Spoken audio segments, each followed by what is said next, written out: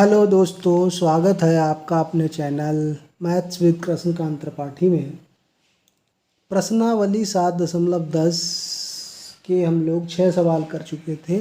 देखते हैं 7वां सवाल। 7वां सवाल है हमारा, लिमिट है -1 से +1 dx upon x square plus 2x plus 5। जब भी इस तरह का सवाल, जब भी हर में कोई द्विघात समीकरण टाइप लिखा होता है, तब हम लोग क्या सोचते हैं कि ऐसा सवाल किससे हल होगा।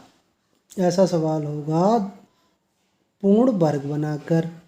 तो इस जो नीचे लिखा हुआ है हर में, इसको हम पूर्ण वर्ग बनाएंगे। तो ये तो पूर्ण वर्ग है, a² प्लस 2ab यानी कि a की जगह पे तो x लिखा हुआ है, b की जगह पे यहाँ क्या है, 1 का गुणा करें तभी तो 2x रहेगा। तो इसका मतलब b का मान हमारा कितना होना चाहिए, 1। एक ही ऐसी संख्या है जिसका वर्ग जो है 1 ही होता है।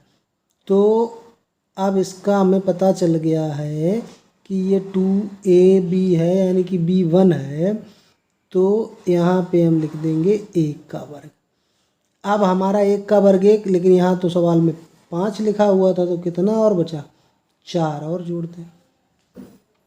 अब इसको -1 से 1 dx, अब जो ये वाला पार्ट है ये हमारा बन गया x प्लस 1 का होल स्क्वायर। और 4 तो हमें पता है किसका वर्ग होता है, 2 का वर्ग। अब ये पूरा x हो गया, ये हो गया a², या चाहो तो x प्लस 1 बराबर मान लो t। तो अगर इसका अवकलन करेंगे तो x का dx हो गया, इधर हो गया dt। एक कांस्टेंट है इसका 0 हो गया। लिमिट बदल देते हैं। जब x बराबर -1, यहाँ -1 रखेंगे x की जगह, तो t का मान कितना हो जाएगा, x की जगह -1 रख दो और +1 और है ही, तो ये तो हो गया 0। जब x का मान अपर लिमिट लिखते हैं, ये 1 है, तो यहाँ पे x की जगह पे 1 रखेंगे तो t का मान क्या हो जाएगा, 1 + 1 यानी कि 2 हो जाएगा। अब ये हमारा सवाल बन गया 0 से 2 लिमिट हो गई, dx की जगह dt हो गया। इसको हमने t मान लिया तो t² प्लस 2² का स्क्वायर। अब ये हो गया x² plus a²। x² plus a² क्या होता है समाकलन, मालूम है आपको, बताइए। x² प्लस a² मतलब 1/a, तो 1/a की जगह पे a तो 2 है, फिर tan inverse x upon a यानी कि t/2। लिमिट कितनी रहेगी, 0 से 2। लिमिट रख देते हैं 1/2। tan इनवर्स t की जगह पे 2 रखेंगे तो 2/2, और माइनस लोअर लिमिट 0 रखेंगे और 0 में 2 का भाग देंगे तो 0 ही रहेगा। तो 2/2 हो गया tan inverse 1। tan inverse 1, tan inverse 0 यानी कि 0। tan इनवर्स 1 मतलब π/4। तो ये आंसर हो गया हमारा π/8। यही आंसर हो गया। वीडियो अगर आपको पसंद आ रहा है तो लाइक कर दीजिए, चैनल को सब्सक्राइब कर लीजिए, बेल आइकन ज़रूर दबा दीजिए ताकि मैं वीडियो डालूं और आपको नोटिफिकेशन तुरंत प्राप्त हो जाए। 8वां सवाल देखते हैं। अब इस तरह के सवाल हमने खंडशः समाकलन में बहुत कर रखे थे। ये देखो क्या सवाल है, 1/x में अगर e⁻²x का गुणा कर देंगे तो ये हो जाएगा, -1/2 बाहर ले लो, लिमिट 1 to 2 है, 1/x² e⁻²x। ये हमारे सवाल हो गए, 2 सवाल हो गए। खंडशः समाकलन में क्या होता था, 2 फलन प्रथम और द्वितीय मान लेते थे। इसको फर्स्ट मान लेते हैं, इसको सेकंड मान लेते हैं। फिर सूत्र क्या होता था, प्रथम फलन ऐसे ही लिख देते थे, द्वितीय का समाकलन e⁻x का समाकलन हमें मालूम है e⁻x ही होता है, लेकिन अगर x का गुणांक कुछ है तो वो भाग में आ जाता है। फिर यहाँ पे लिमिट लगानी है कितनी, 1 से 2 माइनस, फिर समाकलन रहेगा प्रथम का अवकल गुणांक। अब ये तो है x पावर -1, x पावर -1 है, और तो क्या हो जाएगा, x की पावर -1, x की पावर -1 है, x पावर -1, तो इसका अवकलन करते थे तो -n पहले, और x की पावर n-1 एक और हो जाएगा, तो ये क्या हो जाएगा, -x की पावर -2। तो इसको लिखेंगे माइनस, अब x पावर -2 का मतलब 1/x²। e की पावर 2x का समाकलन अभी लिख चुके हैं, e की पावर 2x/2, लिमिट रहेगी 1 से 2। और ये वाला पार्ट जिसका हमने ये किया है समाकलन, और माइनस ये वाला ऐसे ही लिख देंगे 1 to 2 1/x², e की पावर। अब 1 से 2, अब ये माइनस माइनस प्लस हो गया, और ये 2 बाहर निकले 1/2, तो 1 से 2 जो लिमिट है 1/x², e की पावर 2x, और माइनस ये आगे जो लिखा हुआ है सेम पार्ट है, तो ये माइनस ये प्लस का कैंसिल, बचा हमारा एक पार्ट, इसमें x का मान लिख देंगे, यानी कि लिमिट रख दें।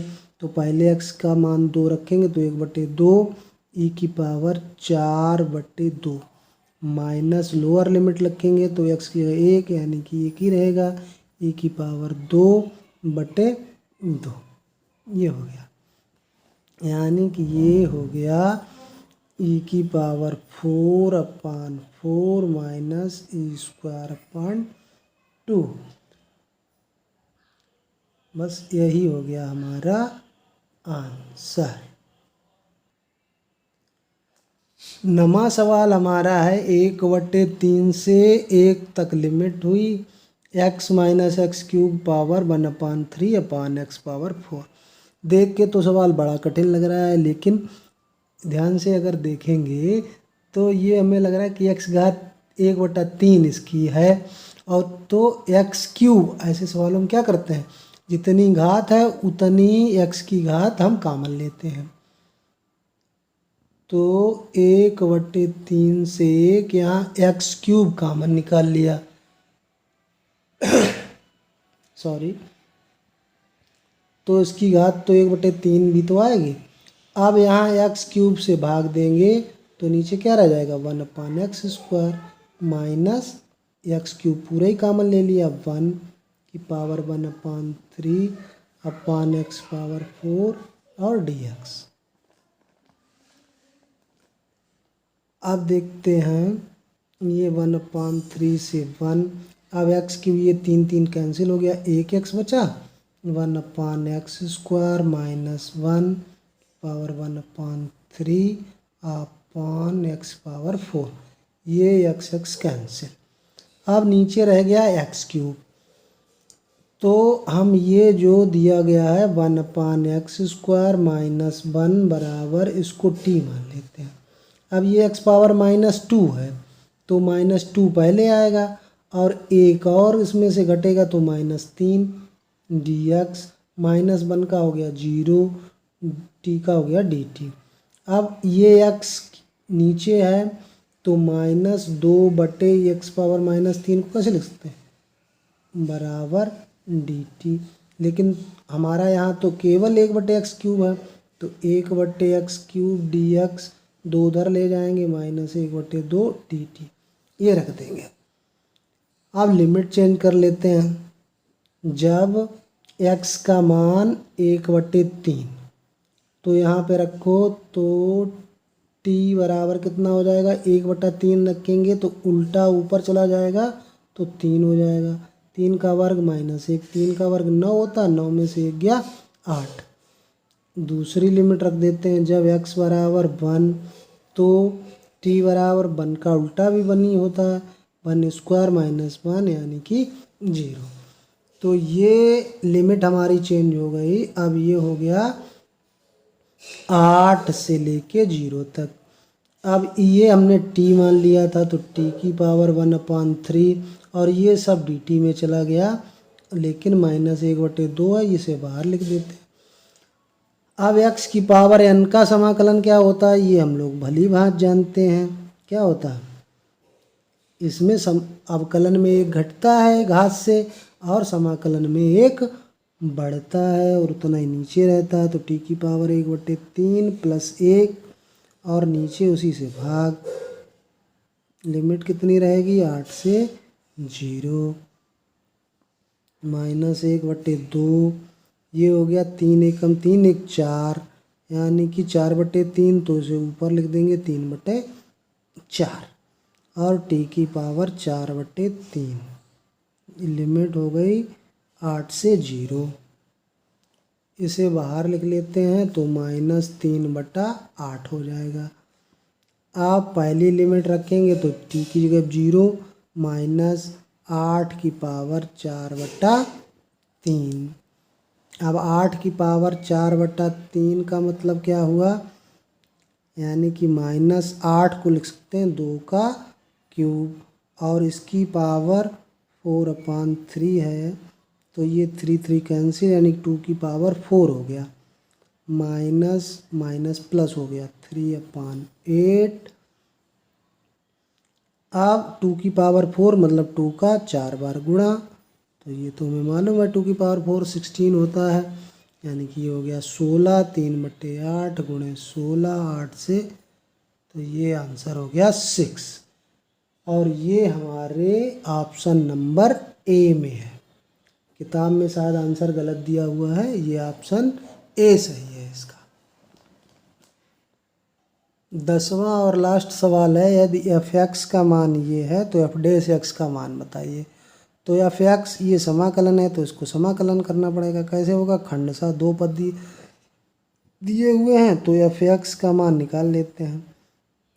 खंडशः समाकलन में क्या होता है, प्रथम फलन द्वितीय का समाकलन। साइन टी को अगर हमने इसको प्रथम मान लिया, इसको द्वितीय मान लिया, साइन टी का समाकलन क्या होता है माइनस कॉस टी, और फिर -0 to x प्रथम फलन का अवकलन टी के सापेक्ष अवकलन टी का एक ही हो जाएगा, साइन टी का माइनस कॉस टी, और फिर इसका समाकलन, और यहाँ पे लिमिट हो जाएगी 0 से x।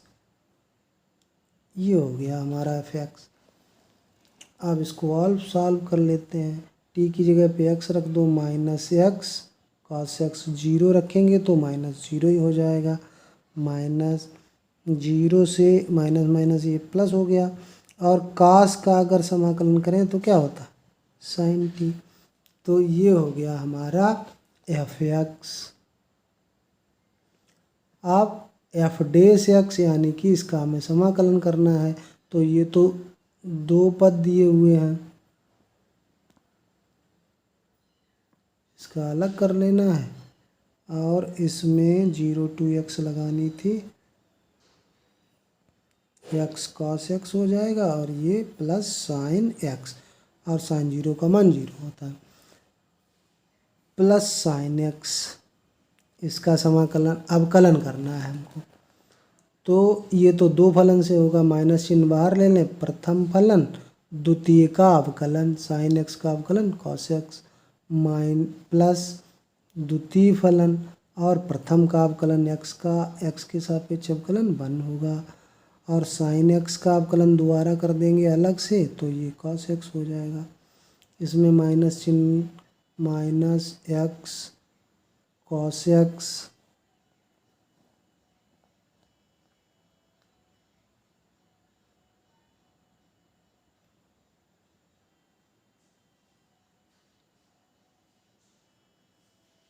प्रथम द्वितीय का अवकलन प्लस द्वितीय और प्रथम का अवकलन,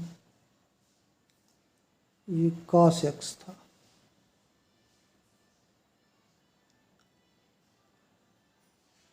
प्रथम और cos x का होता है माइनस साइन x, और फिर cos x प्रथम का ये हो गया, माइनस चिन्ह से गुणा करेंगे तो minus minus plus x sine x और माइनस का ये कॉस एक्स, ये प्लस कॉस एक्स, ये दोनों कैंसिल।